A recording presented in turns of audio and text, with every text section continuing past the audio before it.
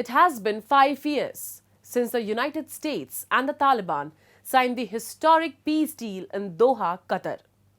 The agreement, hailed at the time as a step towards ending America's longest war, laid out a roadmap for US troop withdrawal and a Taliban commitment to prevent terrorist groups from using Afghan soil. But 5 years later, the legacy of this deal is far from what was promised. Afghanistan today is grappling with a humanitarian crisis, a brutal crackdown on freedoms, and a surge in extremist activities. As the world reflects on this milestone, one question looms large. Did the deal bring peace, or did it simply clear the way for Taliban resurgence? Let's take a look. The Doha Agreement was signed on February 29, 2020, under the Trump administration, setting a conditional framework for America's exit from Afghanistan. It was meant to end nearly 2 decades of war. The deal was simple. The US would gradually pull out its troops, while the Taliban pledged to prevent terrorist groups like Al-Qaeda from operating within the country. The agreement also called for intra-Afghan peace talks, a process that was supposed to include all Afghan stakeholders in shaping the country's future. But we're just at the beginning. Furthering the cause of peace will require serious work and sacrifice by all sides. The United States, the coalition, the Taliban, the Afghan government, other Afghan leaders, and the Afghan people themselves to maintain the momentum needed to reach a comprehensive, inclusive, and durable peace. But what followed was not peace. Instead, the US withdrawal, which was finalized by August 2021, led to the rapid and shocking collapse of the Afghan government. The world watched in disbelief as Taliban fighters marched into Kabul, reclaiming power with barely any resistance. The Afghan army, which had been trained and equipped by the United States, melted away.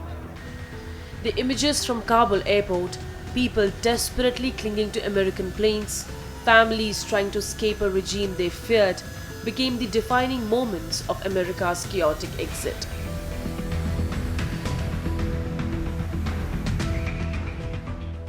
U.S. military flights have ended, and our troops have departed Afghanistan. A new chapter of America's engagement with Afghanistan has begun. As of today, we've suspended our diplomatic presence in Kabul and transferred our operations to Doha, Qatar. The Taliban's return to power marked the beginning of a new and darker chapter for Afghanistan.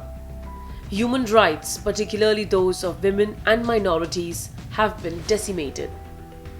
Girls have been systematically excluded from secondary schools and universities. Women have been forced out of most workplaces, including government offices, NGOs, and media houses. Public punishments, flogging, and executions have made a grim return to Afghan streets. A generation that had grown up with hopes of equality and progress has been pushed back into oppression. The way Taliban came back, a lot of analysts have written it's the Taliban 2.0. They are going to respect human rights. But at least in the case of women, we can see that there is no such thing. They haven't granted any freedom. The schools are closed. Women cannot go to work. All of them are, their spaces are limited within or inside the home. They cannot even get out. They were in colleges. We had Afghan students here as well at that point of a time. Now everything has been cut off. The women are not allowed to go to the colleges, can't take jobs. Even the girls are not allowed to go to school. New kind of dictates are coming up that going to the public is now extremely difficult for a woman. And the unfortunate part is that the international community has ignored this. Journalists too have faced the full force of Taliban repression. Since taking power, the Taliban have shut down independent media outlets, detained reporters, and imposed strict censorship.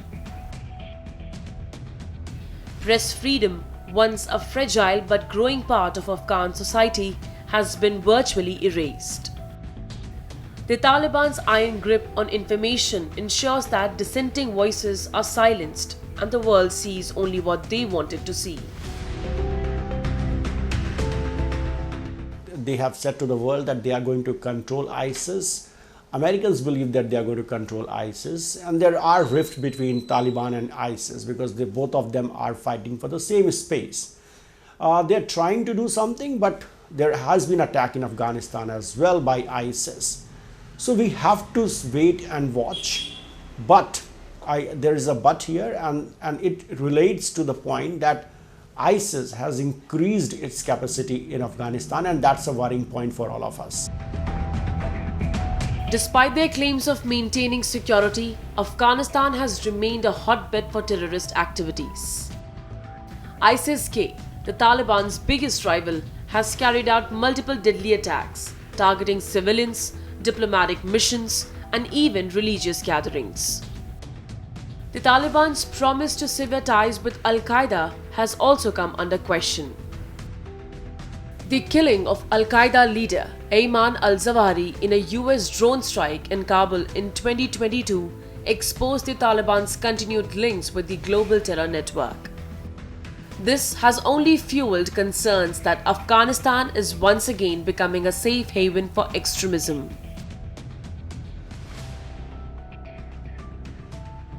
On the international front, the Taliban's rule has left Afghanistan isolated. The world has refused to recognize the regime, leading to a freezing of Afghan assets and crippling economic sanctions. Yet, some nations, particularly China, Russia, Pakistan, and Iran, have maintained ties with the Taliban, each pursuing their own strategic interests. While Western nations continue to impose diplomatic pressure, the Taliban have remained defiant, showing no sign of reversing their oppressive policies. 5 years after the US-Taliban peace deal, Afghanistan stands at a crossroads. The war may have ended, but the country is anything but stable.